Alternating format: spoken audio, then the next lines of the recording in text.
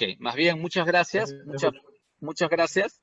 Y voy a dar el paso en esta oportunidad a Johan Almeida, que va a ser la persona que va a realizar las entrevistas. Johan. Ya, Johan, puedes empezar. ¿Qué tal? Buenas noches, Daniel, gracias. ¿Qué tal? Buenas noches, Daniel. Buenas noches con todos. Gracias a la doctora Lucrecia Enríquez por estar acá. No sé si me escuchas, Daniel. Sí, sí, sí, todo está bien, todo está bien, todo está bien, no hay ningún ¿Sí? problema. Ya. Todo está bien. Bueno, vamos a presentar primero a la doctora Lucrecia Enríquez. Ya. Vamos a Bueno, presentar a la doctora Lucrecia antes, Enríquez, que antes muy de la amablemente... presentación, Sí, muchas gracias por la doctora. invitación a Daniel y a todos los que están aquí en este momento conectados para esto que vamos a compartir. Ok, gracias, Lucrecia. Johan. Sí, muchas gracias, doctora, por aceptar la invitación. Bueno, la doctora Lucrecia Enríquez es licenciada en Historia por la Universidad Nacional de La Plata, en Argentina. Es doctora en Historia por la Pontificia Universidad Católica de Chile, y además también es doctora en Historia Moderna y Contemporánea por la Universidad de Burdeos, 3, Michel de Montaigne, ¿no? Ha realizado investigaciones en el Archivo General de Indias, en el Archivo Nacional de Madrid, el Archivo del Ministerio de Relaciones Exteriores en España, y el Archivo Apostólico Vaticano, ex Archivo Secreto Vaticano, y el Archivo General de la Nación en Argentina. Ha publicado el libro Historia, Memoria y Olvido, del 12 de febrero de 1818, Los pueblos y su declaración de independencia de Chile, en 2018. También ha publicado un texto que se llama De Colonial a Nacional, la carrera eclesiástica del clero secular chileno entre 1650 y 1810, que fue editado en México por el Instituto Panamericano de Geografía e Historia, el año 2006, y el cual recibió el premio Miguel Cruchaga Jocornal.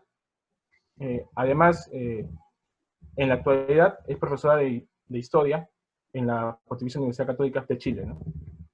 Bueno, ahora vamos a empezar la entrevista. La primera pregunta, doctora, es ¿cómo surgió su interés y vocación por la historia? Bueno, yo me interesé por esta área del conocimiento ya desde el colegio. Me gustó muchísimo la historia desde siempre. Tuve la suerte de tener muy buenos profesores de historia en la formación de toda la etapa escolar, y, y ahí fue cuando, bueno, empecé a pensar en estudiar historia. También me gustaba mucho la literatura, pero en un determinado momento, cuando tenía que optar sobre qué estudiar, pensé que la historia abarcaba más áreas del conocimiento, o sea, tiene una visión más global del mundo humanístico, y por eso me dediqué a la historia. Y no me arrepiento. Siempre les digo a mis alumnos que, bueno, la etapa universitaria nos abre otra perspectiva de lo que es la historia y el estudio de la historia, ¿no? Pero que por eso es casi un milagro que uno con lo que aprende en el colegio se incline a esta disciplina. Pero realmente creo que la etapa escolar fue fundamental, y luego ya en la universidad, bueno, descubrir las maravillas, lo maravilloso que significa estudiar historia, y hasta hoy es mi pasión, ¿no? Así que es lo que llena en parte mi vida. ¿Y quiénes influyeron en su vocación, en su formación? ¿Qué profesores recuerda más? Bueno, tuve una excelente formación en historia en la Universidad Nacional de La Plata, precisamente. En ese momento existía el profesorado en historia, pero con una formación de 5 años. Nosotros hacíamos lo que hoy abarcan las licenciaturas, más toda la parte pedagógica. Y tuve profesores de altísimo nivel en muchas de las áreas de la disciplina. Recuerdo, por ejemplo, historia de Grecia, Rosa Amaral, que se jubiló al poco tiempo, una excelente profesora que para mí hasta el día de hoy en parte es la que inspira la forma en la que doy clase. Recuerdo perfectamente cómo ella nos enseñaban los conceptos fundamentales y a partir de ahí construía todo lo que nos quería transmitir. También tuve de profesor a Carlos Mayo, un excelente americanista, que nos marcó a todos los que fuimos sus alumnos, una excelente persona también.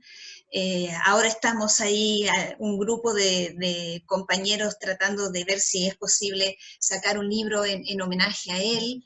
En prehistoria, nosotros teníamos una formación muy amplia, a Antonio Austral, también un excelente profesor, Samuel Amaral en historia argentina, muy conocido, se dedica a la historia económica, me he encontrado con él a lo largo del tiempo en algunos congresos, ha sido muy grato conversar y nos exigía muchísimo, sus clases eran de gran nivel y teníamos que entregar una reseña de un libro por semana, ¿ya?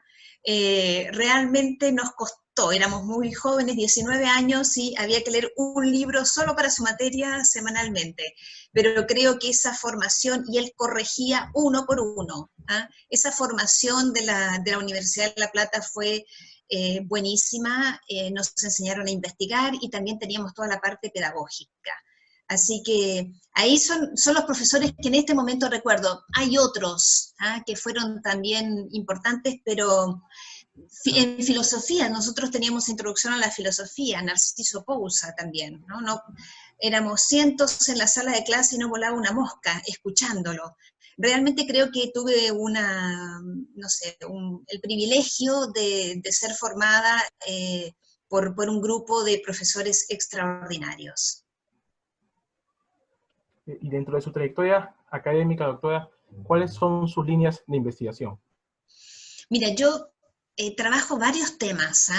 Me dedico sobre todo siglo XVIII, mediados del XIX.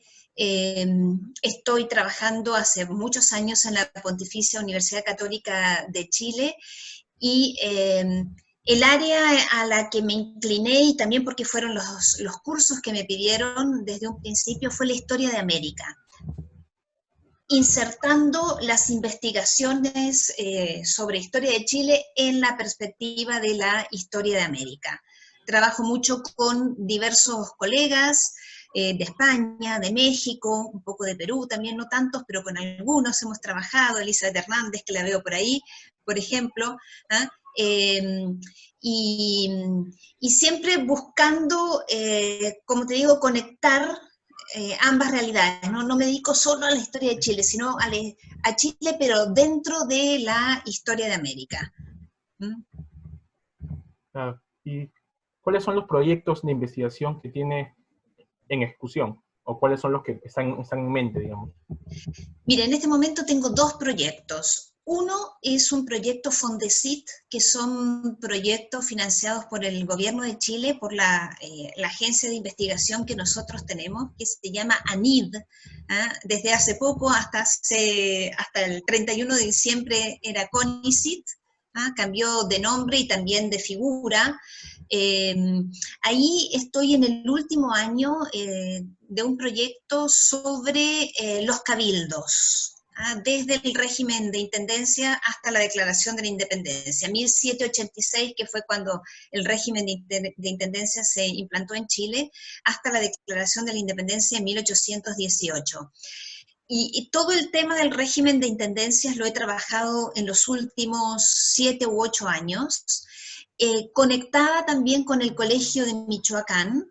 Hay una red de estudios de subdelegados que dirige Rafael Diego, y con ellos trabajamos el régimen de intendencia, su implantación, cómo funcionaba, que es un tema realmente apasionante.